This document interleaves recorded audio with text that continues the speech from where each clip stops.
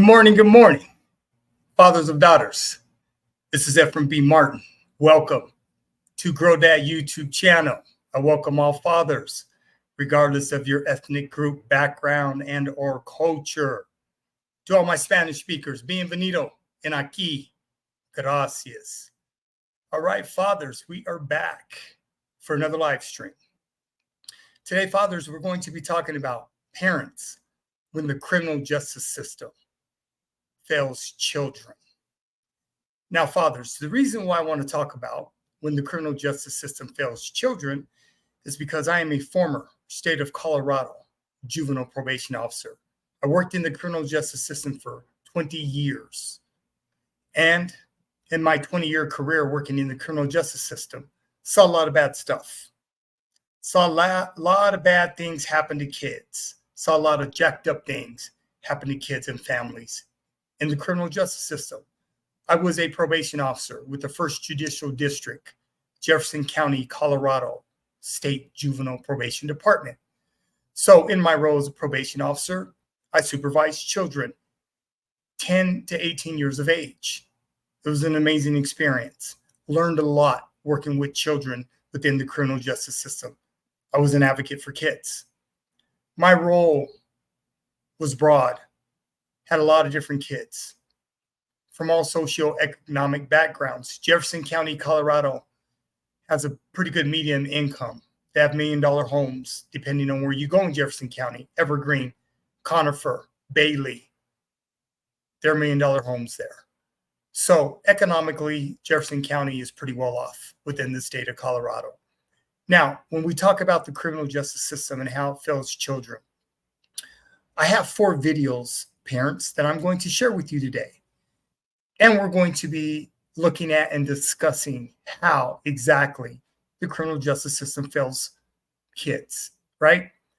Now, a lot of children end up in the criminal justice system a couple of ways. They end up through being admitted to the criminal justice system through truancy.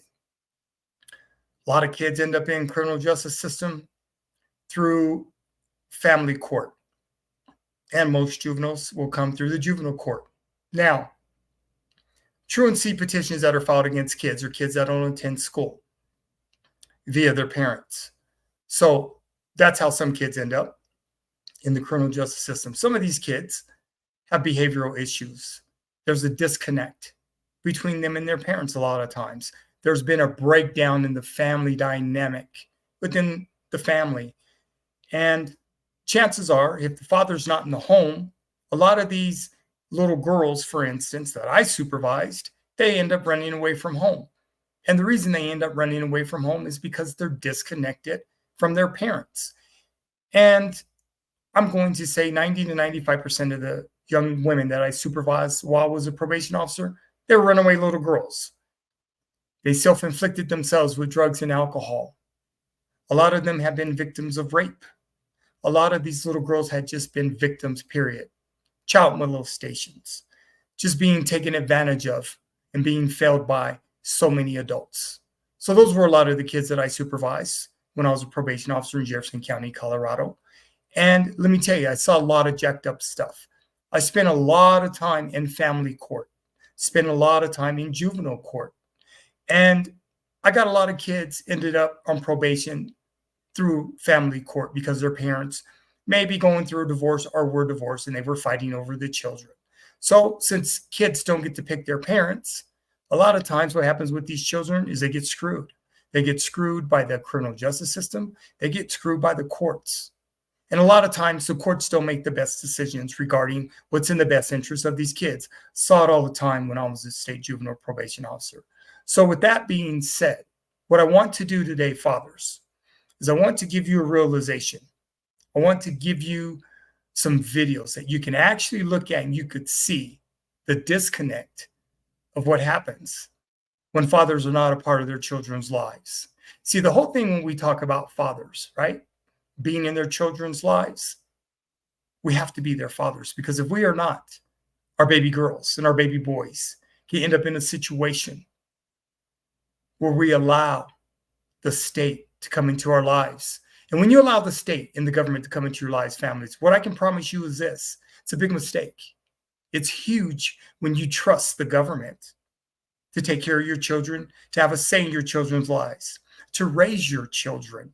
It's a huge mistake, family, because what ends up happening is if they intervene and they do something, chances are you're not going to get your kids back the same way that they were before they got into the criminal justice system. Okay? So as a state juvenile probation officer, very passionate, very fair. I advocated for kids, came across a lot of judges and magistrates, didn't really vibe with them, but I had to do my job. Didn't really agree with a lot of decisions they made, but I had to do my job. I had to advocate for these kids. It was difficult a lot of times, right? Because I have 4 adult daughters, 36, 30, 26, and 24. And I can tell you this, I made damn sure my daughters would not ever, under any circumstance, as long as I have breath in me, become a part of or end up in the criminal justice system. And the reason that, being a former criminal justice professional, there's no damn way. Because the criminal justice system can't do anything for children but make them worse. Yes, the criminal justice system does provide interventions. Yes, the criminal justice system does provide a lot of things, but what it doesn't provide, I believe, is the stability of families. Because when you allow the government in, trust me, they're going to go against you as parents the majority of the time. Spend a lot of time in court, okay? So families, fathers of daughters, this is why I'm here. Girl Dad YouTube channel is all about educational resources. That's what I do here. This is my way of giving back to all fathers, regardless of your ethnic group, background, and culture, because I believe all fathers need to understand the sense of urgency we have to have in order to build long-term, sustainable relationships with our children, particularly our baby girls, but with our children, right? The father-daughter relationship is definitely going to be different than the father-son relationship. So we have to make sure, fathers, we are on point. We have to make sure we are making the right decisions in the best interest of our daughters. Because if they don't, or if we don't, they will end up in a situation they will not be able to get themselves out of. And I am telling you, the criminal justice system, the juvenile justice system, can't do anything for our children but make them worse. Facts. Okay. So fathers, parents, I want to share these videos with you and just want you to process, right? I want you to take a look at them. I want you to look at exactly what happens or what could happen to your children when you allow the government to become involved in their lives. See, I believe this. Parents, our goal should be that we raise decent young people. Birth to 18 years of age, they should be decent. They should be kind. They should be loving. They should be compassionate. They should have empathy. So I've always struggled with exactly why there's a disconnect between parents and kids. I've always struggled with parents that allow agencies, the government, to get involved with their children and make decisions. No one can make better decisions better than the parents. I believe that. I would never allow the government to come into my life and make decisions in the best interest of my daughters. There's absolutely no way, because I know what the government can do to my children. I've seen the government destroy lives, right? So parents, here we are today. We have these videos, right? I want you to really, really process what you're seeing. I want you to really, really take it personal, because do understand, if you allow this to come into your life, the more adults that have a say in your children's lives that are not their parents, the worse these kids can turn out. Okay, parents, let's take a look at these videos. Let me get it set up. Video number 1, parents.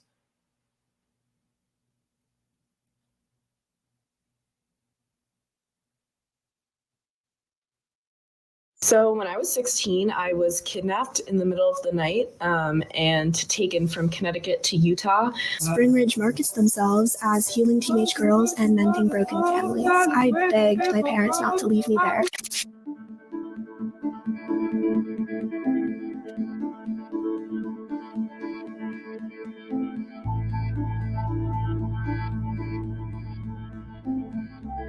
No one told me what was happening or where I was going until I was dumped in the middle of the desert. And it turns out I was brought to wilderness rehab. We had no TV. We weren't allowed to read certain books. Everything was controlled. They monitored our phone calls to our parents.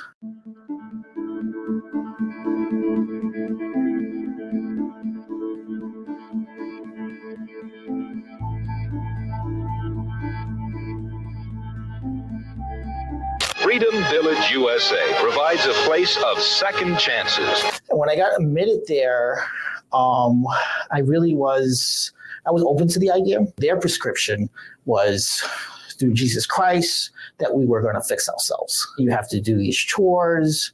You have to do these devotional experiences constantly. And so it was like the Bible 24/7. I'm a gay man. They would attack your sexuality.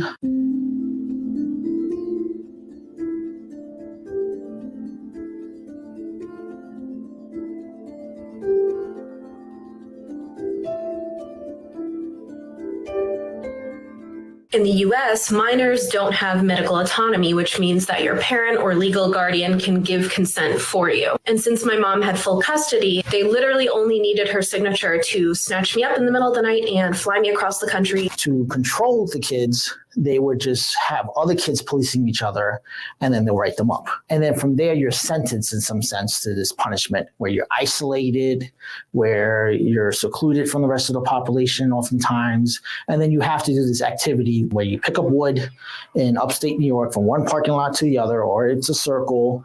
And you do this for hours. You wake up at 4:30 a.m. to go do some kind of labor. Take care of the horses, chop some wood, make breakfast. You do this, and then it's immediately time to start cleaning your dorm. Everything has to be spotless.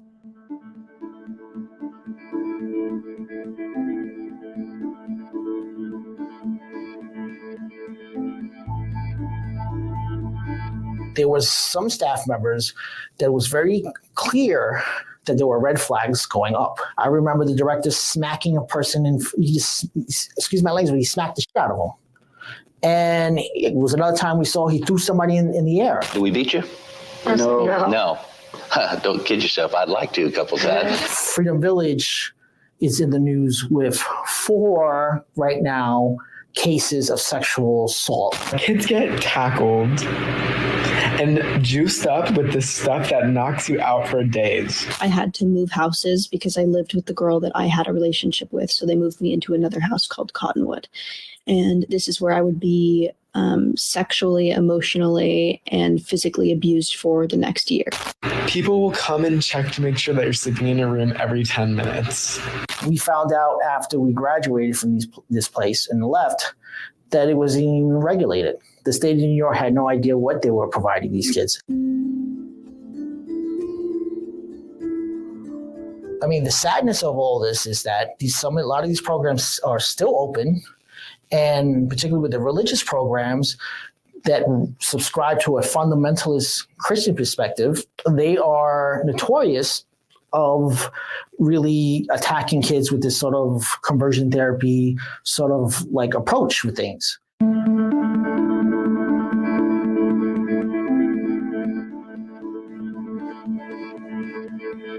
We found thousands of allegations of death and abuse at these types of programs. The video shows the moments leading up to the death of the Detroit teenager who was restrained by staff in a Kalamazoo youth home. We also know from the survivor community that there are people who they could be in their 20s, their 30s, their 50s, and the trauma is so impacting that it still affects them today.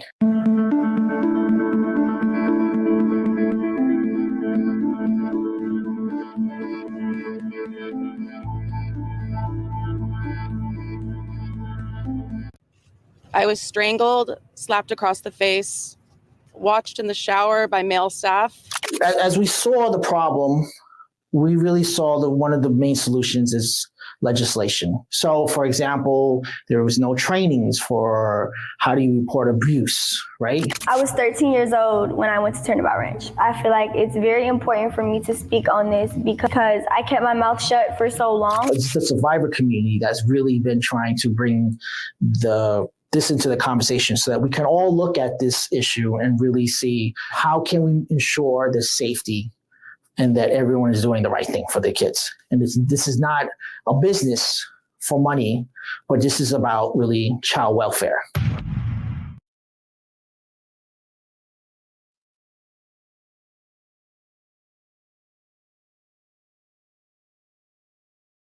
Okay, fathers, mothers, parents. That was the first video. And these are now adult men and women that went through residential treatment programs from their parents, giving them permission. So I don't know how many of them were court ordered to attend. And I don't know how many of them were given permission to attend by their parents. But what I do know is this: as a former state juvenile probation officer, I wasn't down with any of these programs, right? And parents, you really need to dig deep. You really, really need to dig deep, because these young people that are now adults, this trauma they have to deal with for the rest of their lives at the hands of their parents, right?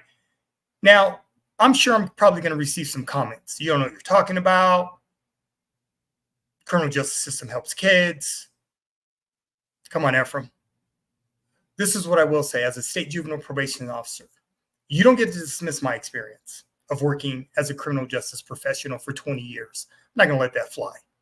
You don't get to dismiss my experience, and you sure as hell don't get to dismiss what I saw and what I dealt with as a state juvenile probation officer. And I can tell you this: residential treatment centers, residential treatment facilities, as far as I'm concerned, they should all be shut down, because I think they're bullshit. They don't help children, right? I want to pose a question to parents. Why is it? Think about this. Now, these facilities, these programs, they're all for profit. So the government is doing business with for-profit centers, for-profit programs, billion-dollar industry, right? Parents, my question to you is this: do you ever think about, it's not really a question, it's more of a statement, question statement. Why is it when we have crises within families, there's never any money to help families deal with the crises that are going on within their families? If kids are running away from home, if kids are having substance abuse issues, whatever the case may be with the family that's intact, why is it the government can swoop in, remove your child, and then all of a sudden these services are provided outside of the family, instead of keeping that family intact and bringing services to the family in their own natural environment? You got to think about that. You have to really, really think about that. I would never allow adults around my children that I did not know. I don't know how they're being vetted. I don't know who the hell they are. And I'm sure as hell not going to trust them with my children. The next 3 videos I'm going to share with you, they're survivors of these treatment programs. They're survivors. They're going to tell you in their own words what happened to them. See, I'm not one of these people, don't believe the children. I believe kids. I've worked with children, thousands of children, for over 30 years, both in the criminal justice system and K-12 education. So I'm not one of these adults, don't believe the children. No, I believe children. I believe kids. I don't apologize for believing children, because I can tell you my experience working with thousands of children, they tell the truth. And when they're telling you the truth, you need to be listening, adults. It's very difficult for a child to make up some shit, because that's not how they process. See, if you never worked with children, it's very easy to say, don't believe the child. If you never advocated for kids, it's very easy to say, don't believe the child. No, I believe children. I've advocated for them and will always advocate for them. Because see, when the criminal justice system fails children, this is the aftermath. They have to deal with this for the rest of their life. And it's not good. Nothing good can come from the criminal justice system. Trust me, I used to battle with district attorneys. I used to battle with defense attorneys. I used to battle with criminal justice professionals because I just wasn't down with what I was seeing. I wasn't down for what was happening to a lot of these kids. But the parents, you have the ultimate say with your children. You are the parents. You are rearing them. You are raising them. So you better check yourself before you get wrecked. Don't turn your children over to the government, ever. Because the government doesn't have your best interests of your children. They do not. Do your research, parents, on these residential treatment programs before you decide to give them a pass to harm your child permanently. Do your research. That's all I'm going to say. Okay, parents, next video. Let me get it set up.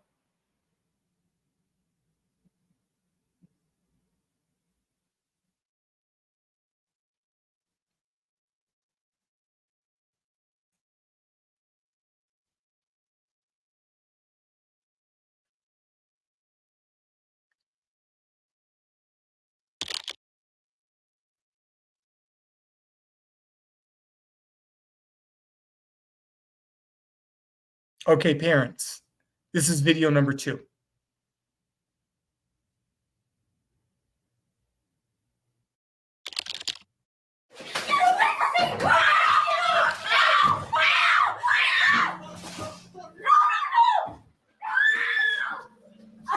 Get the off of me! Get off of me! When this video of 2 kids being taken by force went viral, people were shocked. I can see it on film. Oh, don't hurt her. You're pulling down my pants. Legalize kidnapping. That's what you're doing. But actually, it had been ordered by a judge, and the same thing has happened to children across the country. I'm terrified. Tomorrow is the day that they're going to try to take me. They're going to try to force me to my abuser's house. I would mention the ways our dad abused us, and they would say our mom must be telling us lies and manipulating us. I just want to go home. I want mommy cuddles. We were being held against our will, and I'm speaking out because I don't want anybody else to go through it. If anyone could just share this, to spread awareness for what's going on.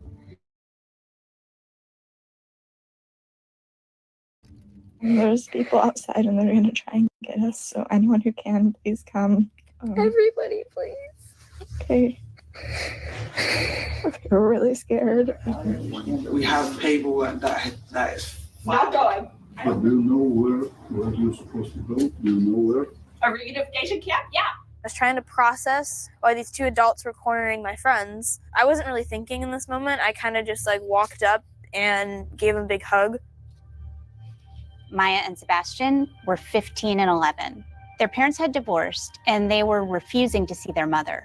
And you have to help the judge to understand exactly. I have talked to the judge. I have been a witness before the judge. I have described exactly what my mother has done. The judge has done nothing.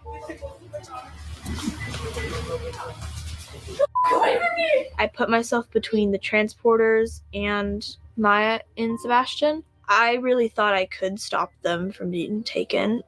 And nobody can stop what happened now. Nobody. Police officers are here. Everything is legal. The people around you now are against the court order. You have to understand that. The day before she was taken, Maya testified that her mother was abusive, but the judge gave her mother sole custody, banned her father from seeing her and her brother, and ordered the kids into something called a reunification program. Supposedly, this was to repair their relationship with their mom. I found in my reporting that judges have ordered at least 600 kids into these reunification programs. There is actually a very predictable pattern. There's the abuse allegation. There's the alienation rebuttal. There's the custody switch. And there's the program. One young woman, Allie Toyos, was one of the first kids to start posting about these programs on social media. Reunification camps are camps that are part of the troubled teen industry and allow abusers the ability to buy back the custody of their children through family court. So few of the abductions get videoed. The Maya and Sebastian video was shocking to me. It was very hard to watch as a survivor.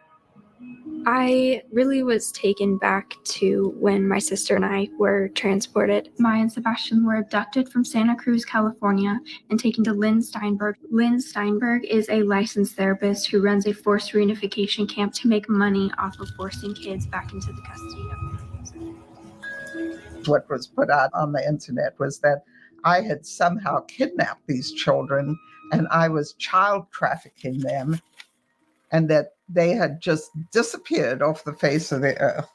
So in your opinion, did the transporters do anything wrong that night? They did nothing wrong. This was a court order and everybody had to obey court orders. The judge ordered for the children to be in my 4-day therapy program.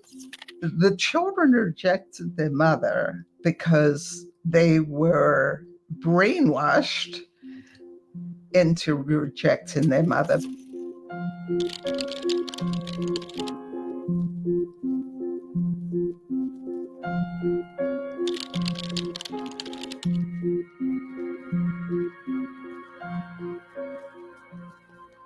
Parental alienation is when one parent turns the children against the other parent following a divorce or separation. When I first started, the judge or the lawyer would accuse me of peddling snake oil, or they wouldn't allow me to use the word parental alienation. Now, when I go into a courtroom, they know who I am.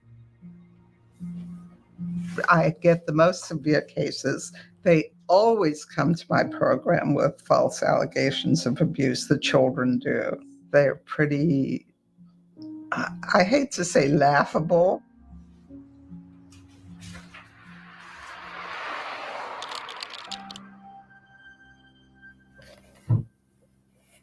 There is no major medical or psychiatric or psychological or scientific organization that has stated that they consider parental alienation to be a valid scientific concept.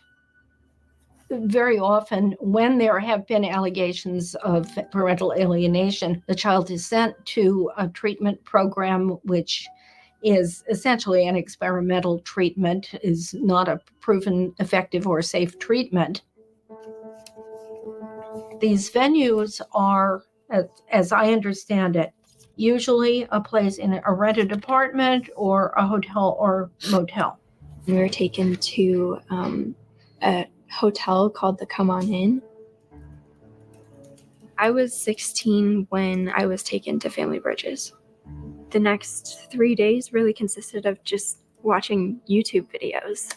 Memory works a little bit more like a Wikipedia page. You can go in there and change it, but so can other people. They were really chosen to make us not believe our own experiences. What is alienation? Not a nation of aliens. Welcome Back Pluto was a very interesting video. Alienated doesn't mean an alien ate something. They told us that if we learned about parental alienation, we would be cured and we would have a great relationship with our father.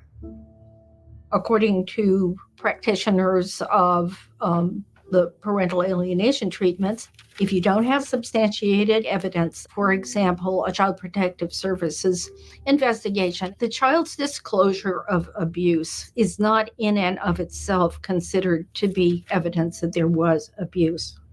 It was all, oh, you didn't experience abuse. It was all made up. Your mom told you to say these things. Well, everybody knows children lie. The original writing about the parental alienation concept was by a child psychiatrist named Richard Gardner. Dr. Richard Gardner is a one-man antidote to what he calls sex abuse hysteria. In the early 1980s, I began to see a new phenomenon. It is a syndrome that arises in the context of a child custody dispute. Judges generally awarded women full custody, but that started to change in the 70s. Judges started to say, let's just see which parent will best serve the needs of the child. So judges started turning to mental health professionals for assistance. And One of the most influential mental health professionals working in family court was Richard Gardner. He was an advisor to judges deciding custody cases. Consider what Dr. Gardner says a good mother would do if her child told her of sexual abuse. I don't believe you. I'm going to beat you for saying it. Don't you ever talk that way again about your father. Gardner thought that a lot of angry, mentally unstable women were brainwashing their children against their fathers. Step number one is to take the child away and indoctrinations. And then it requires a transitional site. An option, and I'm very serious about this, is to take the kid and put him in jail a day or two, juvenile detention center. Gardner's ideas didn't catch on right away. I have zero success in convincing courts to do this. Gardner had some successors. That included Richard Warshak and William Burnett. There are many children out there who are being influenced and manipulated to take sides with one parent against the other. I am going to tell you about our effort to get this condition, this mental condition, accepted as an official diagnosis. Judges didn't necessarily know that the theory hadn't been scientifically validated. We're actually hosting a family for a high road to reunification. So we're on day 2. We have a dad and a couple of kids. Nowadays, as in the Maya and Sebastian case, fathers sometimes get accused of alienation too. The basic tragedy of parental alienation is that we have a cottage industry which thrives on increasing conflict between parents in child custody situations.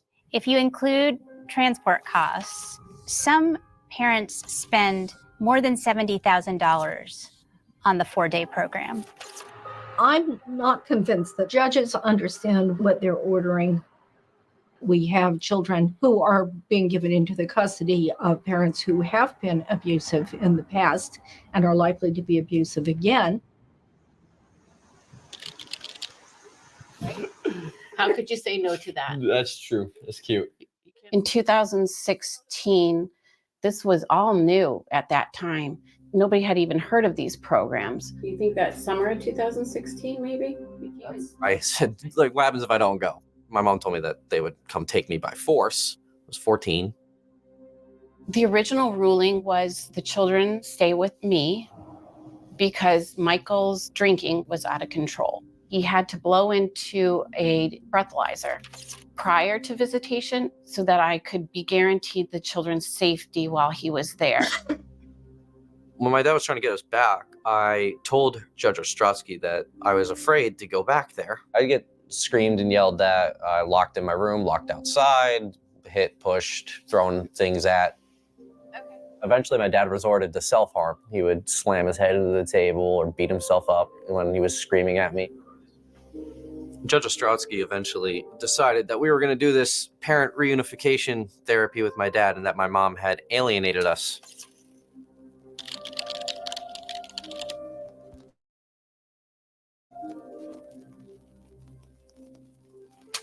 They were forced into the program called Turning Points for Families. Turning Points for Families places unqualified confidence in the alienated parent to heal the child and therefore initially anoints the alien. Turning Points. It is run by a therapist named Linda Gottlieb. Gottlieb calls her program a therapeutic vacation. She claims almost 100% success rate. But once again, what's the success? What was the problem?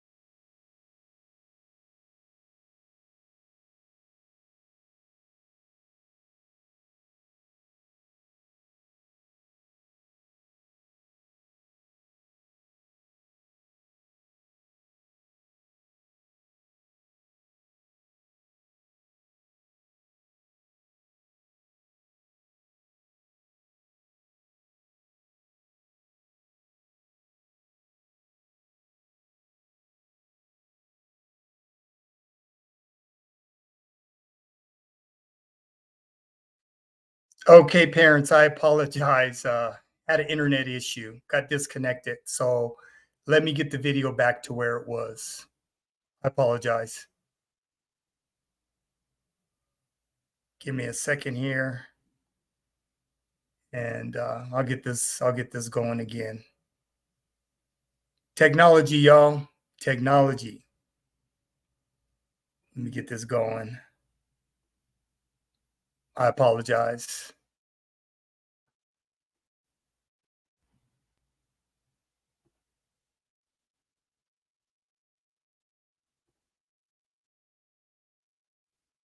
Okay, let's see where we're at here.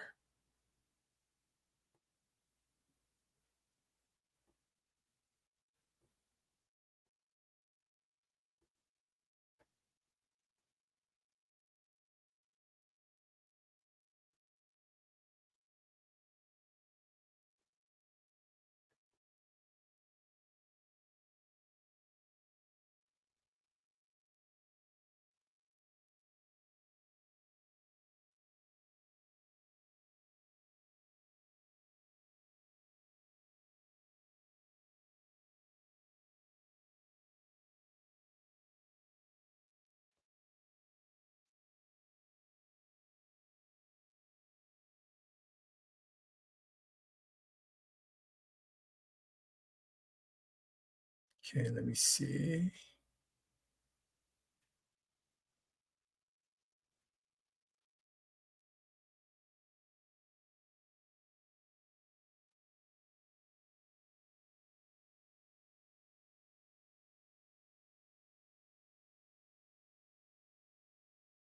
Okay, let me cancel out of that. Let's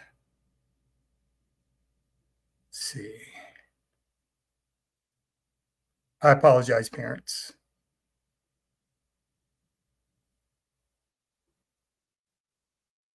Okay, let me see.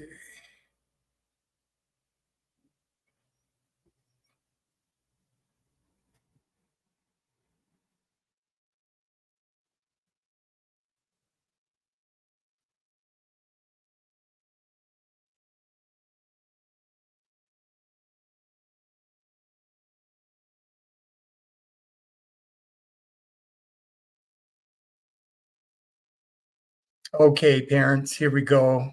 Continuation of the current video. I apologize. Success rate. But once again, what's the success? What was the problem? No child rejects a parent unless they're influenced. We equate the process to a brainwashing in a cult.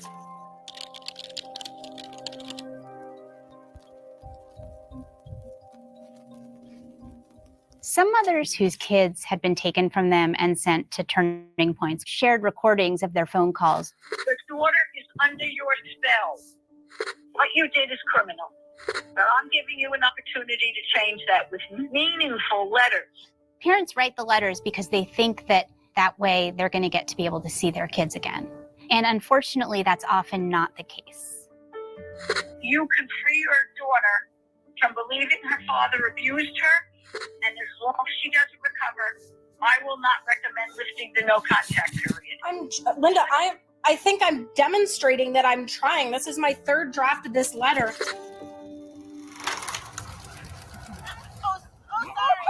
No, it's too late for my football career. Ashton, he ran away prior to aging out of the program and came back. And I know that was very hard for him to do because he had to leave his brother behind, who he loves dearly. And he struggles with that choice every day. Happy birthday. Today is your 15th birthday. I really miss you. And I hope I get to see you soon. They were supposed to be sequestered there for a weekend, but it's turned into 6 years. The baby, he was 9. I hope that I see him before he turns 18. Do I think it's going to happen? Honestly, probably not.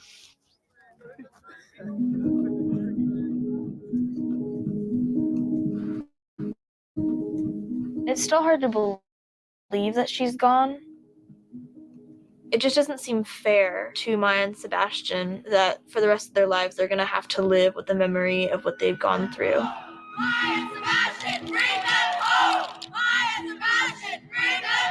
We just don't know where she is, if she's safe. Even though it's been 6.5 months, we're not stopping. We're not gonna stop our fight until they're returned. We're pushing to fix the broken system itself by bringing light to the issues, sharing our story, sharing Maya and Sebastian's story.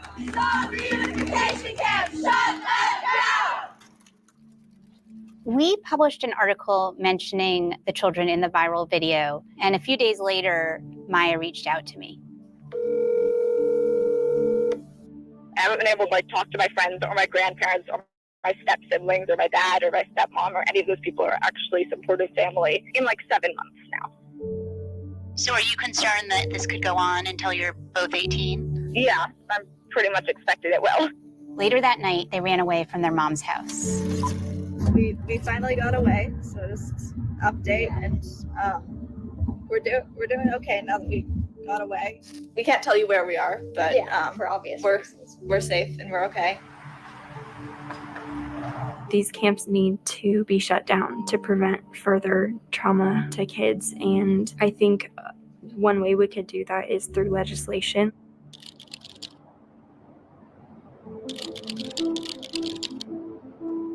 Some of you may have heard this particular instance from Santa Cruz, where 2 children were ripped from their homes in the middle of the night, almost like a kidnapping. We will now turn to the witness. Hi, my name is Maya Lang. I'm 16 from Santa Cruz. We ran away from our mother last month. We still aren't allowed to live with our father because of the court orders. The court called me a liar, ignored my testimony, and gave full custody to my mother. 3 large adults dragged us to their car. This was the start of reunification camp. The therapist interrogated us for 4 days. They threatened us, called us sociopaths, and said we had, quote, false memories. This is our family court system, and this was deemed in our best interest. I ask you to please vote yes. This bill will save lives and prohibits counseling that takes place in an unregulated, non-clinical setting, counseling that is coercive and threatening, especially to children.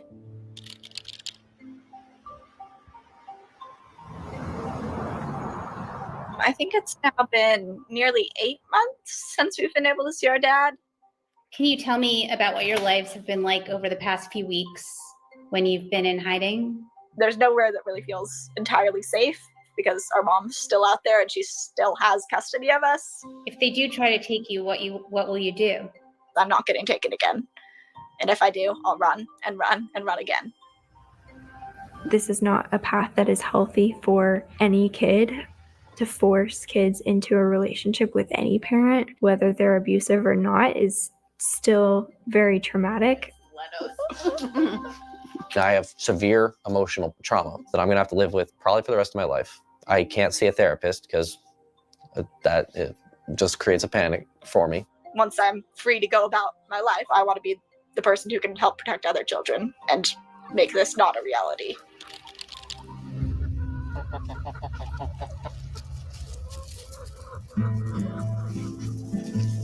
There we go. Oh.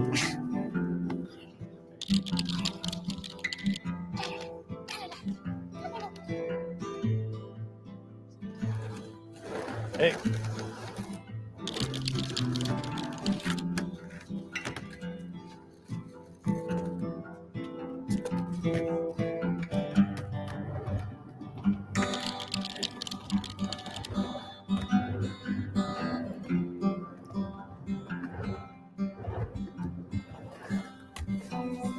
I used to describe myself more as like a quiet person, but now I've become a little bit louder.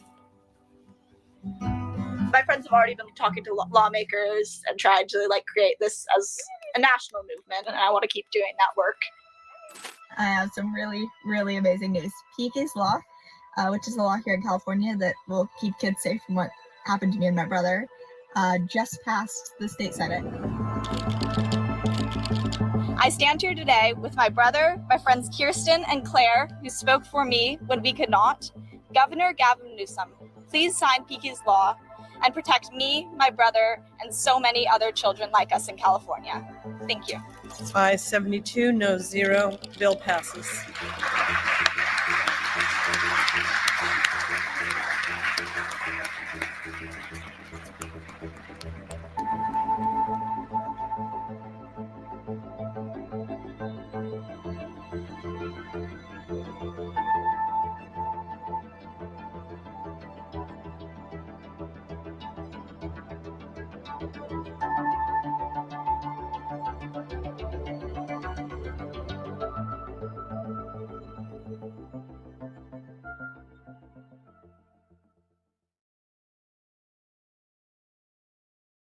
Okay, fathers. Excellent video. Now, let me give you a different perspective when it comes to the criminal justice system, fathers. When we look at the economics of the criminal justice system, the criminal justice system is a cash cow. That's what it is. The criminal justice system is a part of a system that, yes, there's rehabilitation when it comes to juveniles. It's punishment for adults, but it's set up for rehabilitation when it comes to juveniles, okay? The problem is, when I say economics of the criminal justice system is a cash cow, is because you have these residential treatment facilities, like the woman said, the therapist said, 4 days, $70,000. Where's that money coming from? Who's paying for it? Because if my memory serves me correct, most families who cannot afford their children to be placed outside the home, guess what happens? Even though they're taxpayers, they're still going to be hit with the bill on a sliding scale.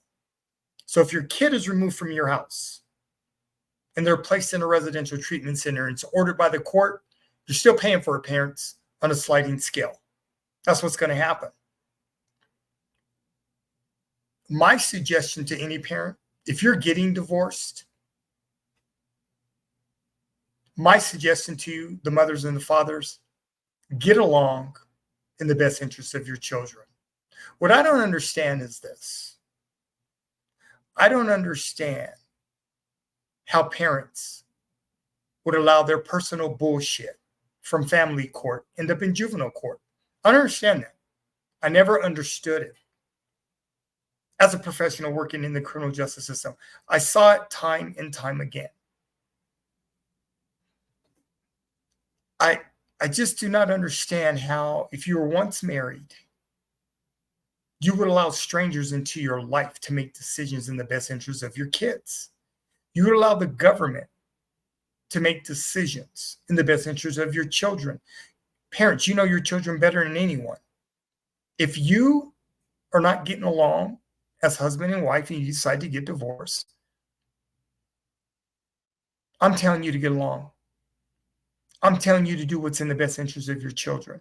Because when you don't, you see the shit that can happen to them. You see the bullshit that comes along with it in the criminal justice system. So your kids are going to pay.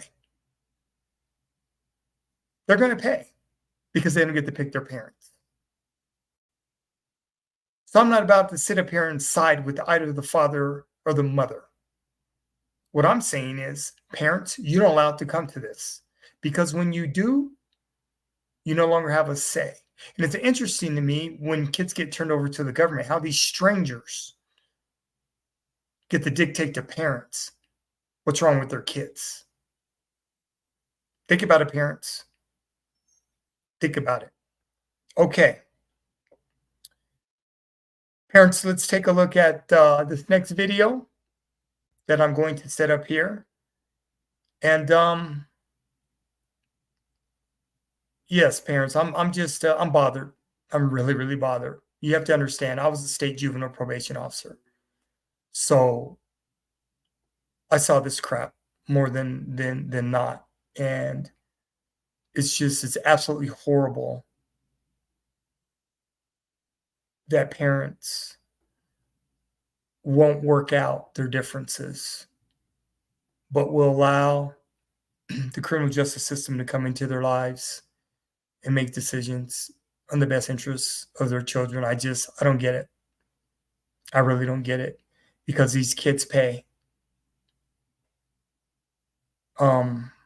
That's what it is. Okay, let me get this set up, parents.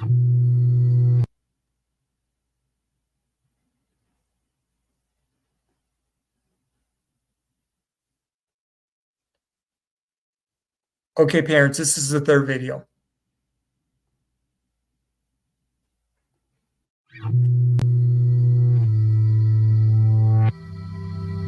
So this is the binder I kept all my letters from my mom in.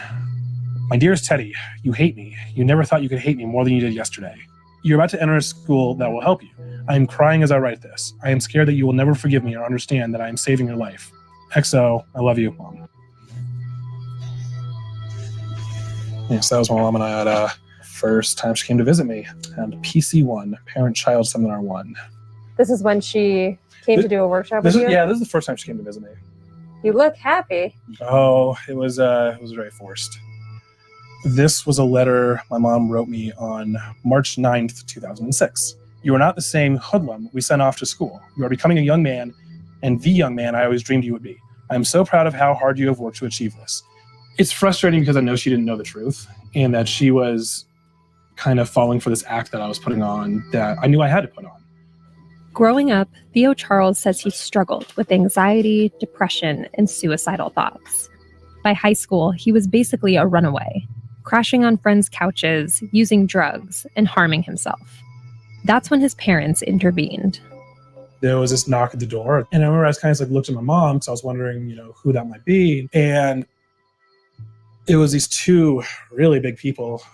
And the first guy, he grabbed my wrist and he slammed my arms against the counter. And next thing I knew, there was like a knee up against the back of my knee, and my knees were on the ground, and it all happened so fast. All the guy said is, you can do this the easy way or the hard way. Either way, you're coming with us. And Did you know where you were going or Not what at was all. happening to you? Not at all. I remember waking up the next morning and just being so bewildered. Here I am, I don't know a soul. I have no direction. I just went through this insane experience of being kidnapped the night before. Theo was brought to Cross Creek in Laverkin, Utah, a tough love boarding school that cost thousands of dollars a month. It was part of a wide network of for-profit reform schools around the world that catered to desperate parents. Theo is just one of thousands of students who went through the program at Cross Creek. Yeah, it's so funny because people are like, oh, you must have been so happy to be there. I'm like, clearly I had the smile. He's since connected with other alumni who are still trying to process what happened there. They shared materials from their time at Cross Creek with Vice News. I had just turned 13 years old. They did a full intake cavity search. I had to strip naked. They, did this whole thing where they had you spread your legs and shake, and then had a staff member march me to the showers. It was a male staff member, and so I had a supervised shower, which was also very traumatizing. I remember the water being very cold. They took me to what was going to be my bedroom, and I went to bed. The days were wake up, do your chores. If they found a fuzz on the floor, you got a consequence. I was so afraid of doing something wrong all the time. They did have school, which was mostly just kind of you go to a room and do independent study. What were the tactics that the staff used that you really remember? Shame was a big one.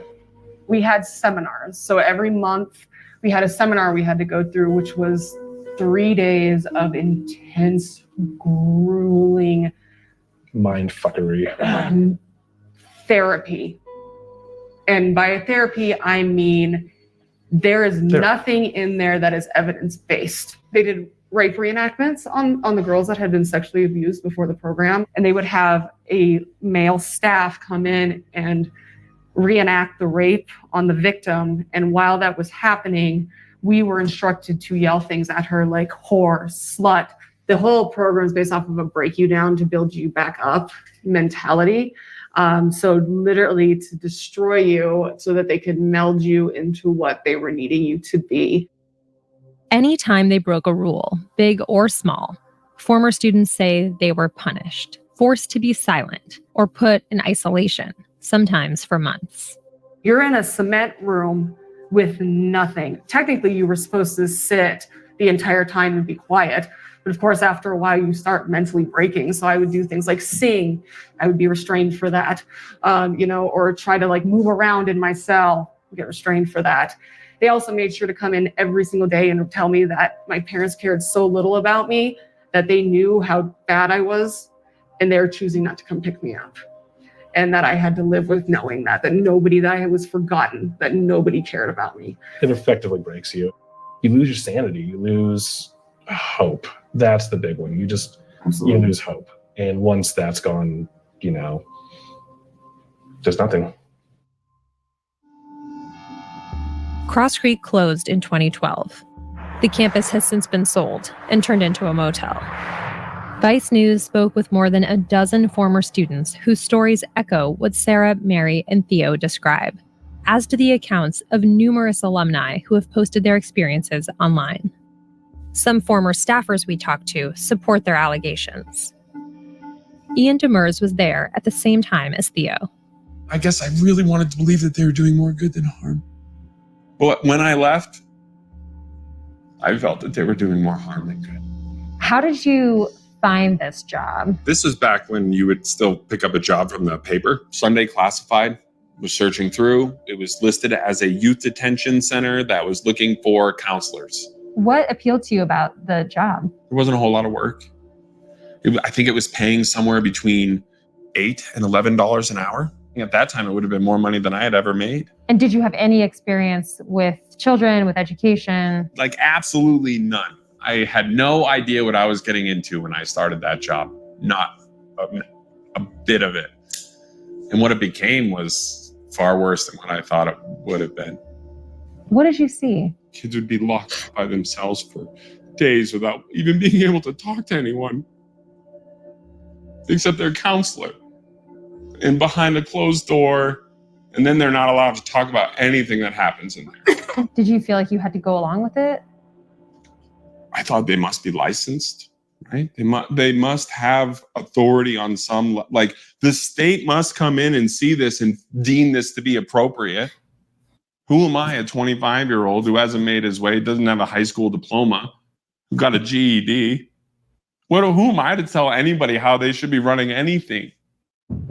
Vice News contacted several former executives associated with the program. They categorically deny all allegations of abuse and say the program was licensed by the state of Utah, citing that as proof they weren't doing anything wrong. It was a good program. It served thousands of kids over the years. And there's the few disgruntled that didn't like their parents trying to help them. You think the people speaking out are a negligible percentage of the students that went through the programs? That went through Cross Creek, yep. But hundreds of students and their families who spent time at Cross Creek and associated programs alleged a range of abuses at these facilities in a legal fight that was ultimately dismissed. Over the years, similar programs have also faced lawsuits and investigations over allegations of physical and sexual abuse and the deaths of students in their care.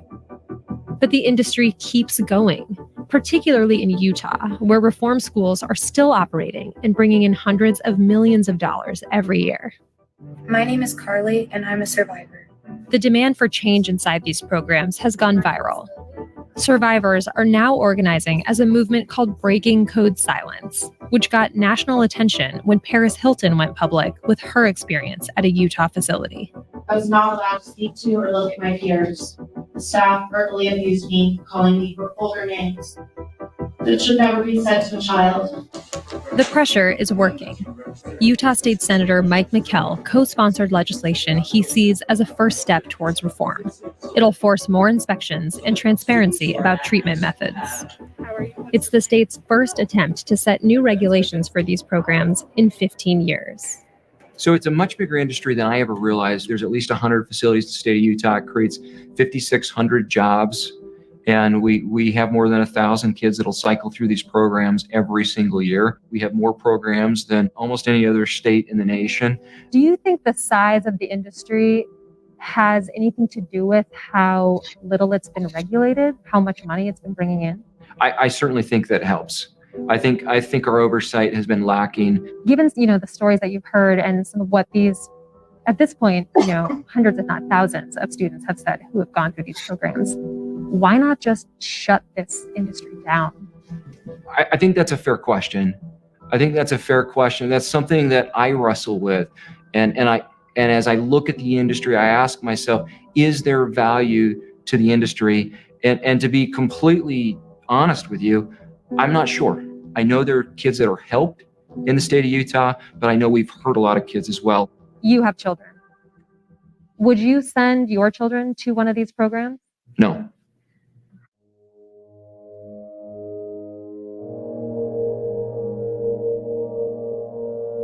I felt the program had worked. I thought everything was beneficial for him.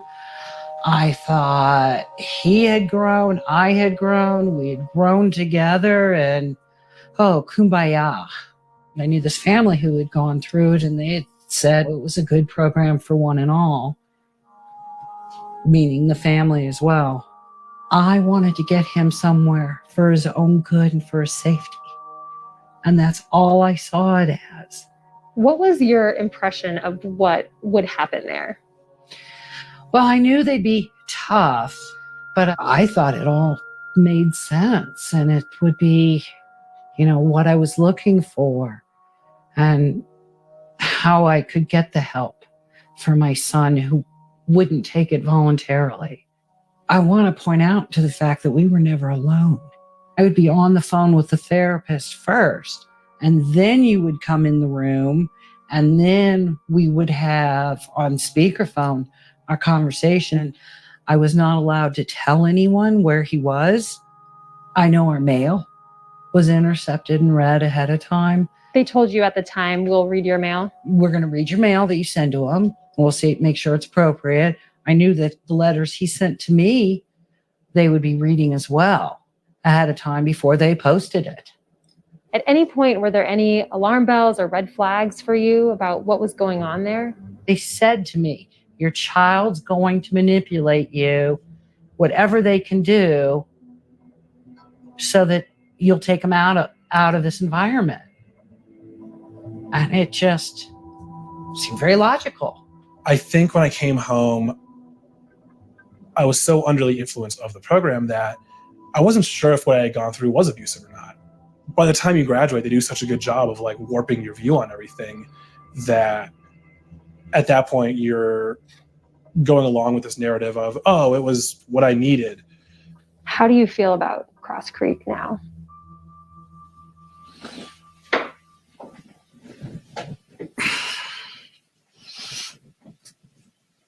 It was a manipulative, well-orchestrated, hurtful project that they put us through. When you try to explain to people what you went through there, People didn't believe us. It sounds so far-fetched that people, first of all, they're like, well, she was making these choices, so she got herself there. So it's called breaking code silence because we were put on silence all the time. We were told not to tell anybody. Silence, silence, silence, silence. And this feeling of coming back and being like, we are no longer silent, and we are using our voices as a powerful instrument, which is in itself so healing. what are the things that you experienced that you want people to know the most about what happened? That it's still happening. Exactly. There's no federal oversight of these facilities. Utah's reform legislation was signed into law and will take effect in May. It could change the landscape for these programs and the teenagers in them. But thousands of people say they were victimized at these places over the past few decades. As of now, there's no plan to help them.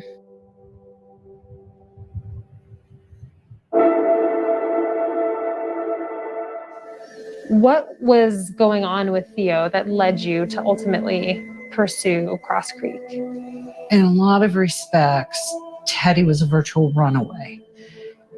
I didn't know where he was going. I didn't know where he was sleeping. I was living on like various friends' couches, kind of just whoever would, take me in for the night. I really wasn't here very often. I was worried about him not being alive.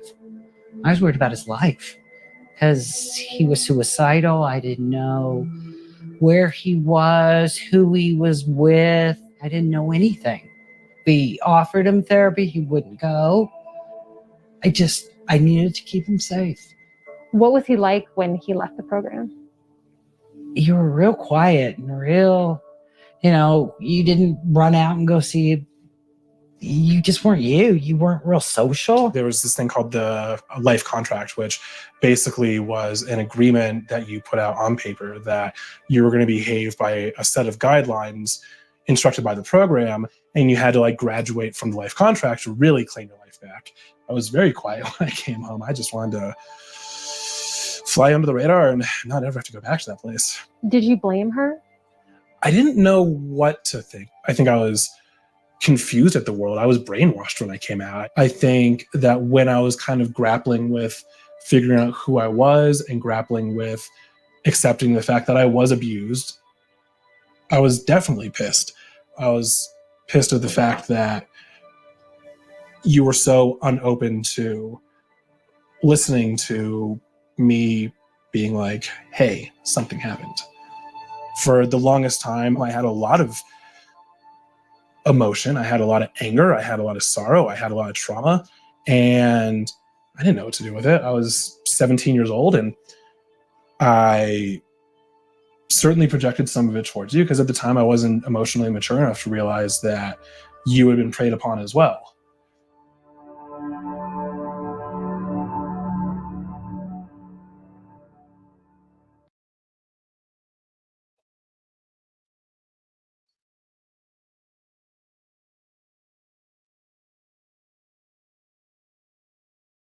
Okay, fathers, parents.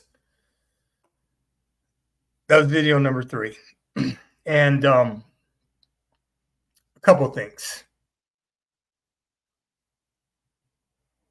You had a representative from the state of Utah tell you he wouldn't even send his own children to these programs. You heard it. So why would you allow your children to be turned over to the government?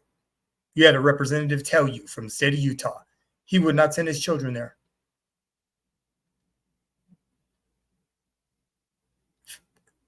I'm telling you, parents, you're talking to a former state of Colorado juvenile probation officer. These programs are straight trash, as far as I'm concerned. Fathers of daughters, you cannot allow the disconnect with your daughters to the point to where they end up in a crisis. If we are part of their life, I don't understand where the breakdown is. I do not understand how our lives are so busy. We are not aware of what our children are doing and going through. This makes no sense to me. I'm not passing judgment, but you're talking to a criminal justice professional.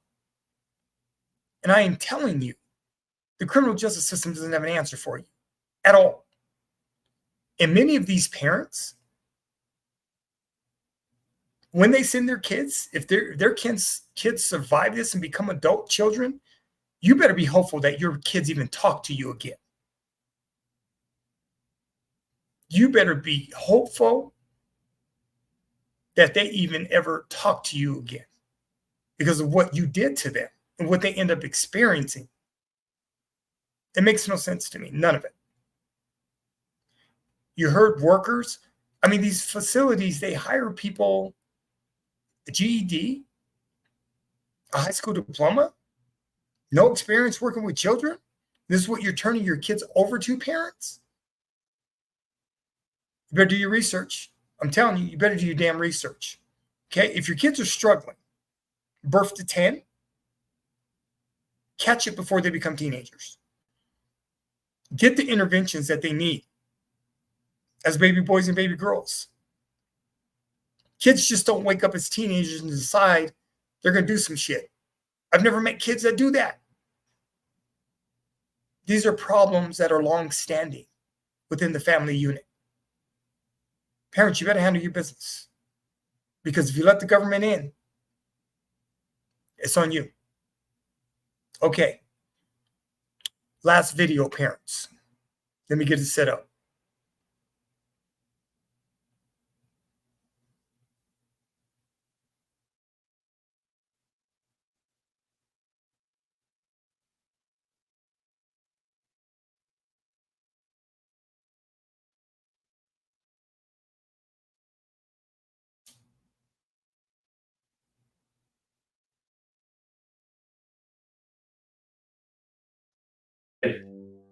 At the point that it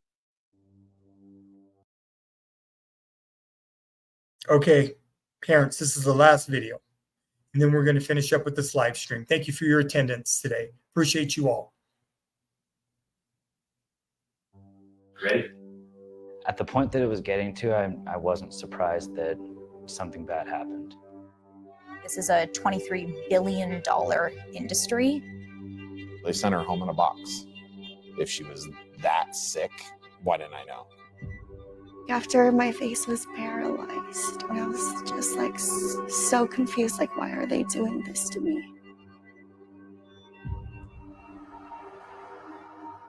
In America's mountain wilderness, outposts of a multi-billion-dollar business operate beyond the public glare. This complex is one of hundreds of treatment centers across America for so-called troubled teens. Children with all manner of issues, from bad behavior to video game addiction to severe depression, are sent to what is essentially a boarding school for the unruly. Some stay for months or even years. Our goal is to help these students become the best versions of themselves. Desperate parents struggling with difficult children are lured in by the promise that their problems can be fixed with a mix of therapy and tough love. But this is an industry plagued by stories of neglect, abuse, and even death. She always lighted up her room. I never thought I would have to bury my child. I mean, I wasn't even there for, I got told too late to even be there for her. Dean's daughter Taylor loved animals and trips to Disney World with her siblings, but she began to struggle with what her father calls emotional issues. She left their home in Washington to attend Diamond Ranch Academy, a troubled teen school in Utah. By last December, after 15 months there, she was dead. The cause of death hasn't yet been determined, but Taylor's family believe she had sepsis, a blood infection which is the body's extreme reaction to infection. Her dad doesn't even know where or why she died. I never got anything about her going to the doctor. If she was that sick, Why didn't you know? why didn't I know? And they should have told me something. I would imagine you never expect to send your child to what's supposed to be a reputable educational facility and not get them back. No, they sent her home in a box. I mean, I still think one of these days she's just going to walk in the door. It's not going to happen. School medical records obtained by Sky News suggest Taylor was vomiting regularly in the days before she died. One staff note says Taylor was angry because she felt like staff weren't trying to help with her being sick lately. Dean, do you think this whole industry needs reform across the board? Oh, 100%. They look at our children as paychecks. The 12-ish plus $1,000 a month. Taylor's just going to be really missed. Losing her devastated our family, our whole community. When I said Taylor was loved. They told all the students this morning. Listen to how staff were told of Taylor's death. This is a covert audio recording of a director breaking the news, provided to me by a whistleblower. Unfortunately, for me, this is the first time I've had to deal with this. Probably won't be the last, depending on how long I stay here. Because Taylor's death isn't an isolated case. In Utah alone, 3 children have died in the past 2 years at residential facilities. Scores more allege physical and emotional abuse. I'm on a journey from the capital, Salt Lake City, into the rugged depths of this state. There are more than 100 troubled teen schools in Utah. Most are privately run and often charge between $10,000 and $15,000 a month for each child. Some teenagers tell of being made to hike for hours with bags filled with rocks and being deprived of food and sleep. For many, their experience of this industry begins in the pitch black with a so-called authorized kidnapping. Parents pay for their children to be taken from home and transported to facilities, sometimes thousands of miles away, and even restrained with handcuffs or cable ties. Strangers go into teenagers' bedrooms in the middle of the night, take them often from their beds, bundle them into the back of vans, and drive them down dark roads like this to these camps in the middle of nowhere. It really is hard to believe that this is legal. They're completely cut off. When they show up in the middle of the night, and I've been there, and the first thing they ask is, where am I? The one kid asks, where am I? It's like, dude, you're in Utah. Matt was a night watch attendant at Diamond Ranch Academy where Taylor Goodridge died. He says he encountered multiple instances of physical confrontations at the campus. I felt like every day I was coming in and there was new holes in the wall. Body size hole here, fist size hole there, head size hole there. Some of the kids do it. Sometimes it's from the staff members putting the kids into the wall. How cut off are these kids from the outside world when they're in these schools, residential centres? If they tried to mail a letter off to their parents, it would get sent back with corrections on it. You can't say this, you can't say that. And so even their letters were getting, I guess, redacted basically, so that certain information wasn't leaving the school. What was Diamond Ranch like from your experience? What was it like in the way that they cared for the children in their custody?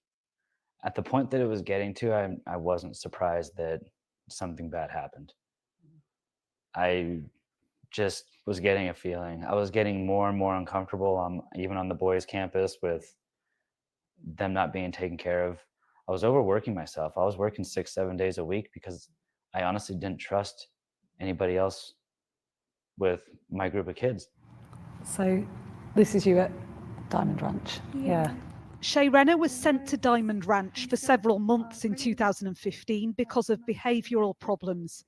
Speaking publicly about her experiences there for the first time, she claims staff would terrorise her on a weekly basis. Were you surprised, Shay, when you heard what happened to Taylor there? Not at all. Just that, like, if more people knew, like, she could still be here. Like, if I knew, like, my rights and did something sooner, like, who knows? Shay Renner alleges staff would physically restrain her, not as a legitimate practice, but as a form of punishment. She suffered partial facial paralysis after being held down on the ground. My feet were taken from underneath me and I was dropped to the floor. And they started doing the pressure points and I was dropped down again for the second time. And that time, instead of just doing these pressure points, they went onto my face, and after a while, they released me and I could feel like my face. There was something funny with my face. These pictures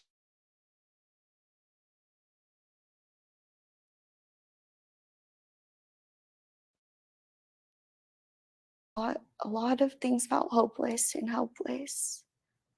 I remember, like, after my face was paralyzed, I was sitting in front of my counselor and I was just like so confused, like, why are they doing this to me?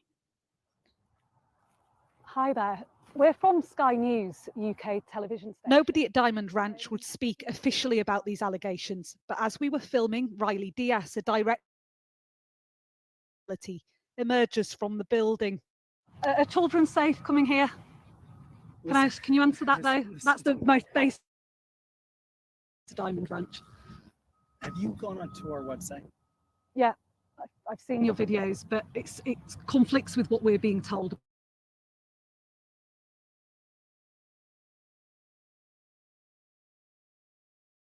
But what's not transparent is how Taylor Goodridge died. Her dad says he doesn't even know whether she died here or died at the hospital, or, you know, he doesn't even know the answer to, for a parent who's in such profound pain to not know whether his daughter died here, died at hospital, whether she was, you know, he thinks her sickness was ignored by staff, and I just can't say anything. You can't answer those questions. I can't say anything.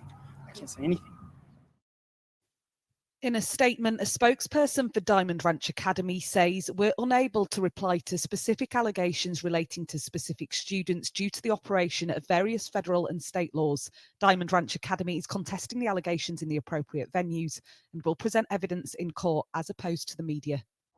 Taylor's death has prompted fresh calls for major reform of this industry by people who say that these residential facilities are putting profit over child welfare. There's Paris.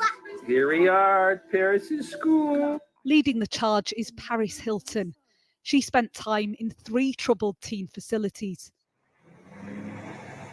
For nearly a year, aged 16, she was here at Provo Canyon School in the foothills of Utah's Wasatch Mountains. Says she was verbally, physically, and sexually abused. We'll prep posters. Together with Rebecca, a manager at her company, they push for reform of the troubled teen industry. We are approached every single day with survivors of this industry who are coming out of these particular programs and stating that they too have been abused. Paris alleges she was woken in the middle of the night and forced to undergo sham gynecological exams. Others who went to Provo claim they were force-fed medication and held in solitary confinement for 20 hours a day. In response to the allegations, Provo Canyon's owners say the school was sold in 2000 and they cannot comment on the operations or student experience prior to that time. But they do say they don't condone or promote any form of abuse. I don't feel you can look at this industry without looking at the profit motivations of it. So we've calculated that this is a $23 billion industry, and they're treating around 200 to 300,000 kids annually. And so these facilities are incentivized to keep kids longer, to bill for services, and obviously the list goes on and on. At Utah's state capitol, Senator Mike McKell is working on national laws to protect children in troubled teen schools. He wants to regulate the secure transportation industry, known for those authorized kidnappings. Kids that are picked up in the middle of the night by 2 large men. When you start treatment with that level of trauma, I think it's extremely problematic. If I'm king for the day, I ban it entirely. I just don't think, I think the amount of damage we're doing versus the amount of good we're creating, I think the damage far outweighs the good. I've got kids. Would I send my kids to a facility? Not a chance. I would never do that based on what I've seen. Many of the troubled teen graduates I've spoken to describe a system which has done more to harm than help. Taylor Goodridge's family will never know what she might have done with her life. Instead, they're left with 2 boxes of her belongings returned from Diamond Ranch, a graduation medal, and letters from her peers. It is little comfort, but they hope her tragic death will result in the school being shut down. They want more accountability too, of an industry which takes in the most vulnerable, but has for too long operated unchecked. Martha Kellner, Sky News, Utah. Well, we've had a response to Martha's report from Utah's Health and Human Services Department, who've given us this statement. Residential programs are a critical part of Utah's mental health system and continuum, and the health and safety of the vulnerable populations they serve must be their highest priority. We want to make sure all Utah licensed providers are in full compliance with the rules to ensure the safety of those they serve.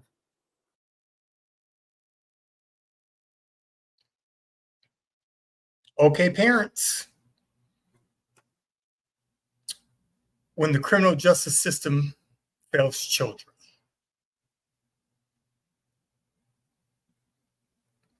the troubled teen industry. It's got a name.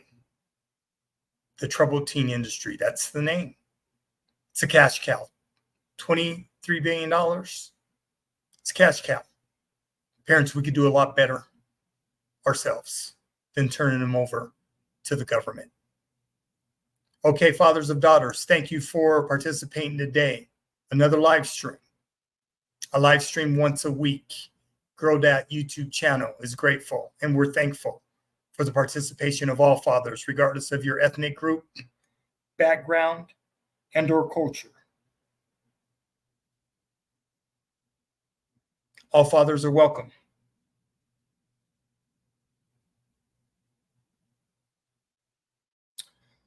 So fathers, just wanted to share today,